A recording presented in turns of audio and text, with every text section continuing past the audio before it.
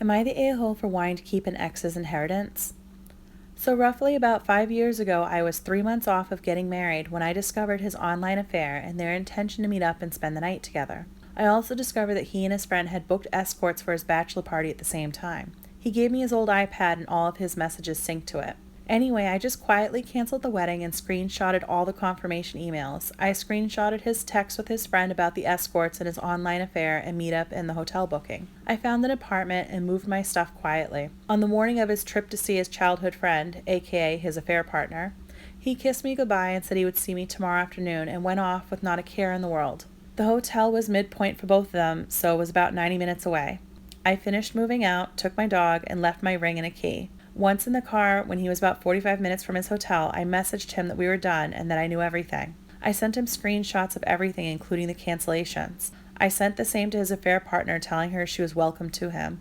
Then I sent it to all of our family wedding group, told everyone I wanted to never hear anything from him or about him again, and he was already trying to ring me before I could even block him. I canceled, call blocked him on everything. His affair partner messaged me saying she didn't know he was engaged or even had a girlfriend. She was very sorry and included screenshots of her dumping him. I no longer cared, but his parents reached out wanting to talk. These were super sweet people who had never been anything but nice, so I agreed to meet as long as it was just them. They were true to their word and we had a long chat. They insisted on covering the losses of wedding and honeymoon. They told me to bring a friend instead and enjoy it. His mother was very upset and asked as because he hadn't cheated yet physically, would I take him back? I said no, that he had an intense online affair and I believed he had likely cheated in the past. Almost father-in-law said he agreed, which surprised me. He said he had caught his son doing some shady stuff a few months earlier but had no proof and son was begging him not to say anything as he loved me. I didn't want the details. Anyway, his parents were very generous and I went on the honeymoon with my friend and moved on with my life. So I'm now in a very steady, happy relationship and it's going well. I've progressed in my career and own my own place on the other side of the country. It's a tiny cottage, but it's mine, and I almost rebuilt entirely from scratch. Then out of the blue I get an email to my work address from a law firm looking to speak with me. They said it was to my advantage, and I arranged an online meeting. Basically, my almost in-laws died 6 months apart, one from cancer and the other suddenly from a heart attack. I was sorry to hear this as they were good people. We hadn't kept in touch much, just at Christmas or a very occasional text. Father-in-law had remembered me in his will. It was substantial even after taxes, considering their standard of living.